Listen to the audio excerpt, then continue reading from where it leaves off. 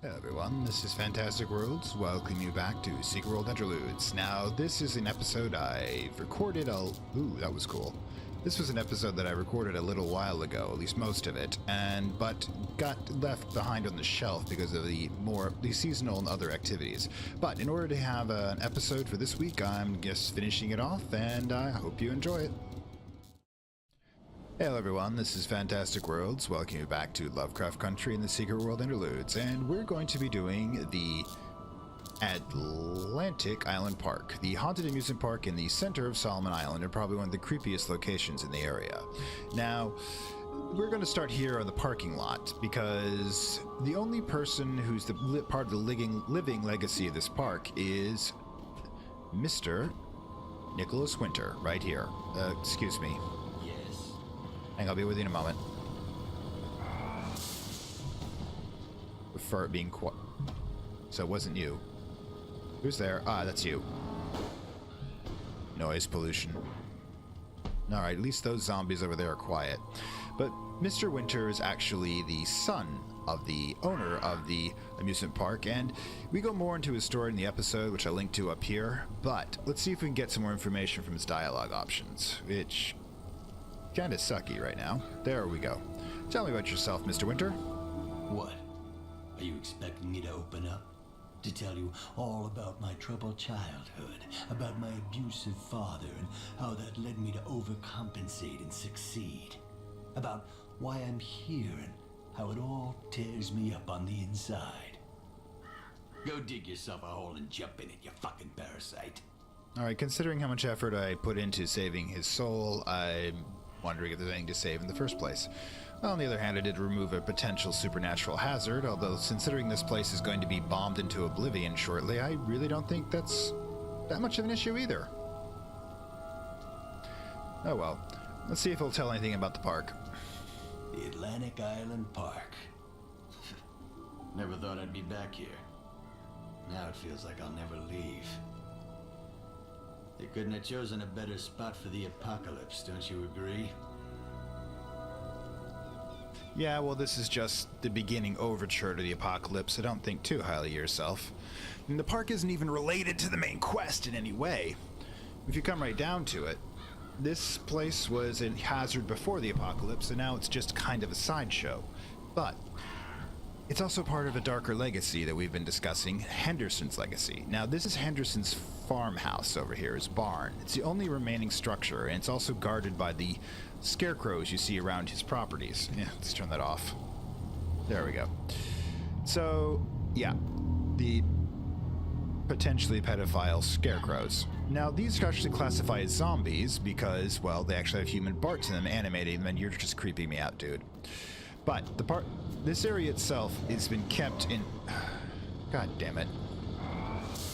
Quiet. Thank you.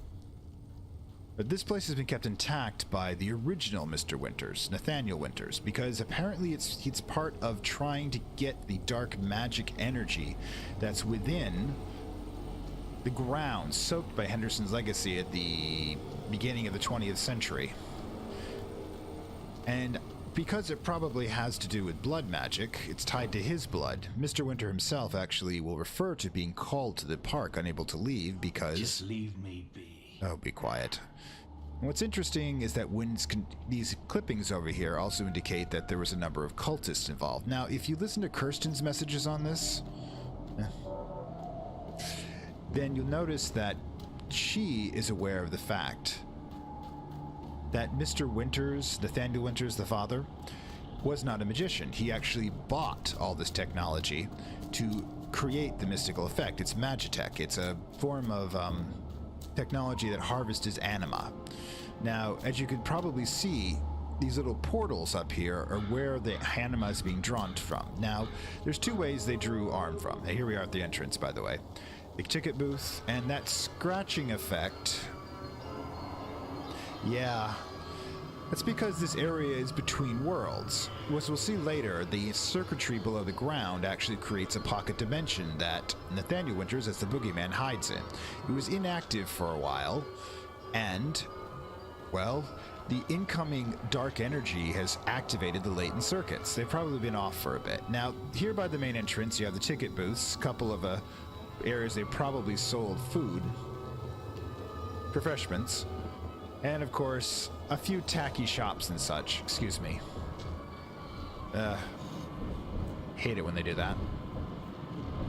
Ah, there you are.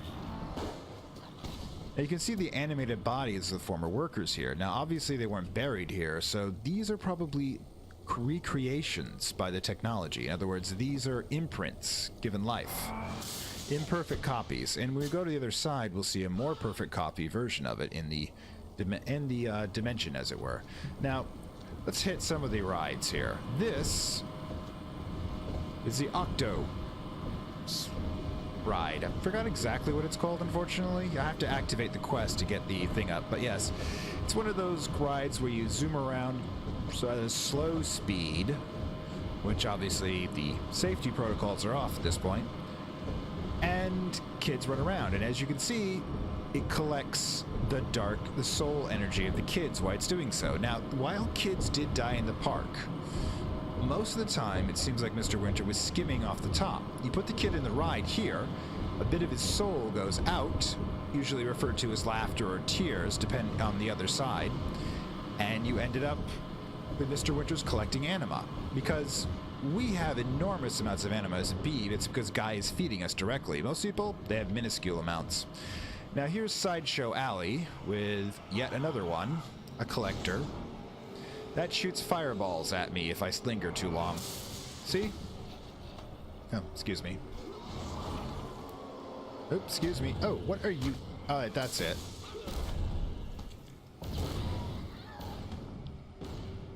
But yes, this would be where they have those sort of carnival games where you pop balloons or fill up clown's mouth with water or do something relatively stupid in a rigged game in an attempt to get a cheap stuffed animal. But frankly, I'm not going to complain about that. I actually enjoyed carnivals when I was a kid, and it's part of the grimy ambiance, as it were. But as you see, since this is an area where kids would hang out, another collection portal. Alright, so then we come over to...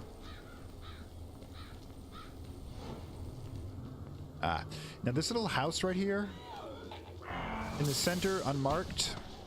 This is actually rather important. This is the collection. This is the central circuit control. During the third mission involving the park, you actually shut it down, saving Mr. Winters, blowing up a bunch of Phoenicians who happen to be in the area. That's kind of random, hard to explain. Oh, you still there? Cool. Die. Yeah, that's Jacob. He's one of the cultists that was involved in building the place. I'm not exactly sure whether he was working for or against Winters, but yeah. The roller coaster. Another collection point. As you can see, all of that energy being absorbed. Now, when I go to the last portion of the episode, I'll show you the circuits under the ground where those collection energy units are linked. I'm not going to show the whole thing. You can see that in the episode. But here's another one of those creepy little mascots. And down here is, well... bunch of swan boats. This is kind of a cheap version of a tunnel of love, as it were, but they didn't even bother building the tunnel. It's just a moat of love, I guess.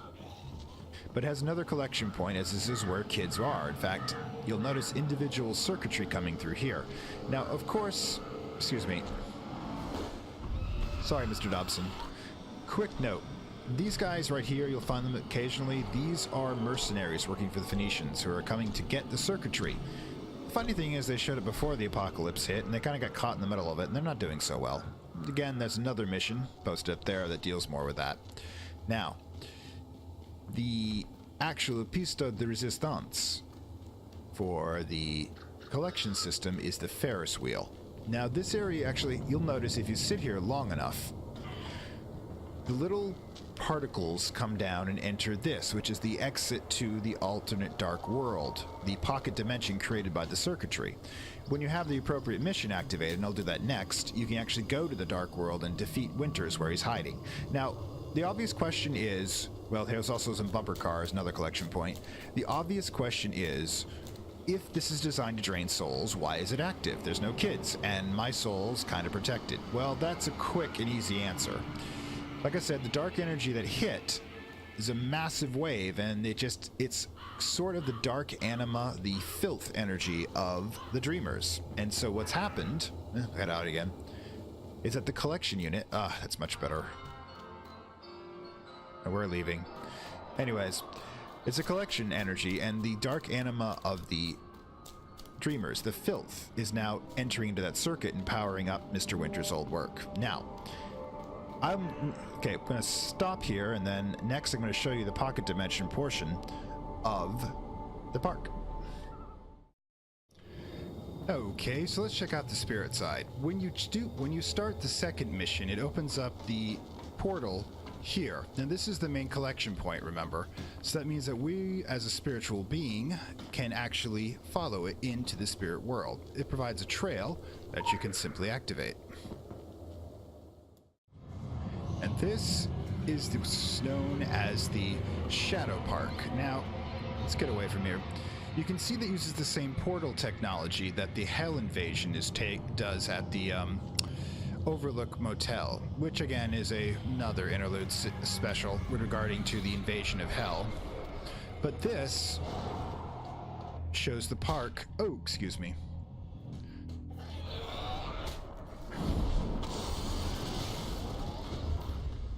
Yes, as you'll notice, the park carnies here are more intact. They have soulless eyes, but they look and still look like dead bodies, but they in fact look more intact, because over here in the spirit realm, this is where all the collected anima creates the pocket dimension that Mr. Winters has created to house his soul after, well, his death. Now this is kind of interesting because there is a game set before the apocalypse. This is before... Ugh, noisy. This is before... I'll get over here in a second. This is before the fog reactivated it, but this is also before it was closed, when it was still preying on children and the emotionally damaged to fuel Mr. Winter's life force. Problem is, Mr. Winters was alive then, which is kind of interesting, is that whether or not he was haunting the place physically or his soul would depart his body is something questionable. Not fully explored in either this or the park. Now, the park itself gives more information on the park why it was still an active hazard. So if there's enough interest, I'll do an interlude where I play that game and you can see from the perspective of one of its victims how the park itself operates. Now, over here, you'll notice, excuse me, hi, Spectral Enslaver.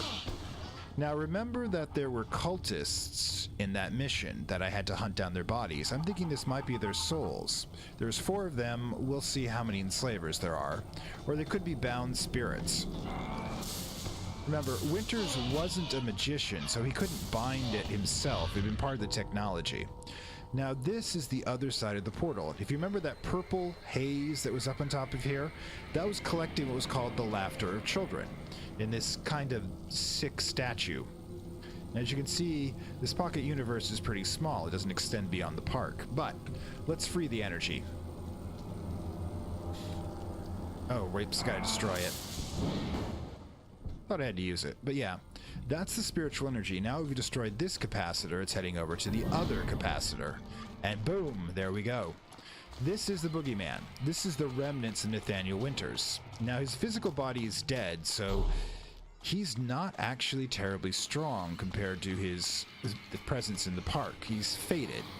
And during the apocalypse, he's kind of just... Oh, excuse me.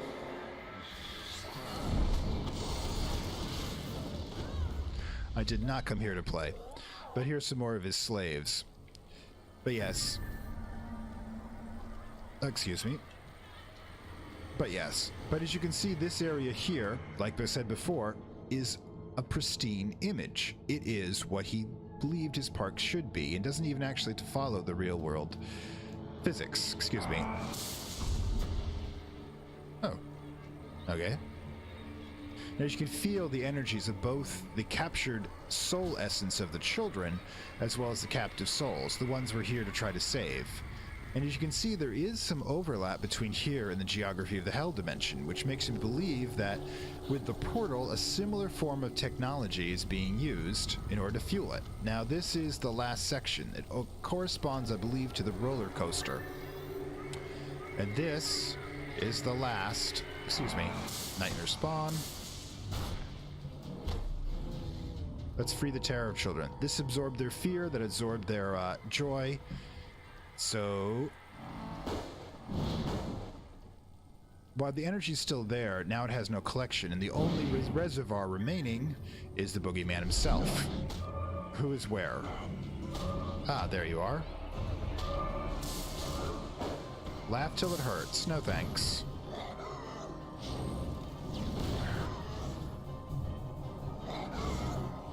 Take it.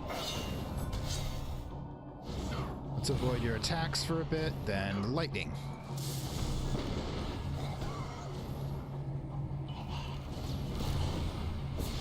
Let's purify that.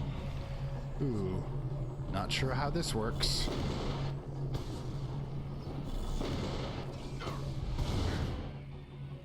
Oof. Alright. Now, he's just a fragment of himself. He's stolen the energy of the, excuse me.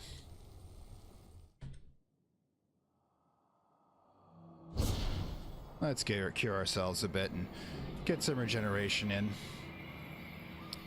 You steal the monocle, which was his power source. Now, that becomes important later on in the third mission.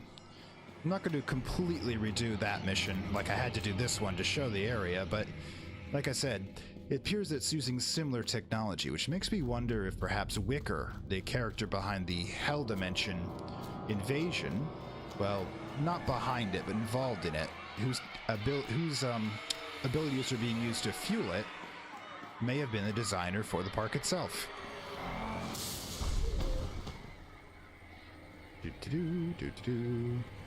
There we go. It would actually be fascinating. After all, 1987 is the year the park came about and the year that Wicker vanished from Earth back to Hell. So it could have been that he was trying to raise money for his efforts by selling out to Mr. Winters via the Phoenicians. It's an interesting speculation. Okay, so let's take a look at that infernal technology that's running the park here. Just a moment. If you equip and use Winter's monocle, there you go. You can see the actual circuitry in the ground. This is just one part of it running from the collection point to the warp hole over here by the bumper cars. They collect bits and pieces of the kids' souls here, goes up through here, Nexus Point, travels here, and goes into the pocket dimension that's created by the circuitry. Now, the circuitry runs throughout the park, and when you come right down to it, I'm not going to go over the whole line of circuitry here. You can see that during the appropriate episode, which I've already tagged earlier. And this, however, seeing this as sort of a magitech technology, a toxic thing, makes me actually think that Wicker was the architect, if you think about it. He needed the money in the 1980s in order to be able to get the research necessary to get over into Hell. So, Winters, through the Phoenicians, buys the technology to do so. It creates the portal, it creates the pocket dimension, both of which are second age technologies that we've seen in the Hell Dimension, which may or may not have seen the Hell Dimension. This one's going, I'm not quite sure where this one's going to end up in the sequence, but here, hang on a second. So yeah, get that noise out of the way. But yeah, Wicker doing this makes sense to me. He was, after all, a psychopath. He was the biggest expert on portals known in this entire area, and he obviously didn't really care what would happen to the kids. Excuse me. Oops. Sorry, like my privacy. In any case, so yeah, so they'll probably pick up this conversation later, because I'm planning on having a later episode dealing with the Henderson legacy. And I'll have an episode on Wicker as well. But with Henderson, we'll go over the fact that this entire area is fueled by the dark magic that Henderson used on his farm. And I'll go over Wicker's probable timeline dealing with the old man Winters. So, with that, however, I think we've covered this ghastly park long enough. And, well, this is Fantastic Worlds. Saying farewell from Lovecraft country and the secret world. You will see the dawning of a new age. To be a monarch or a beggar.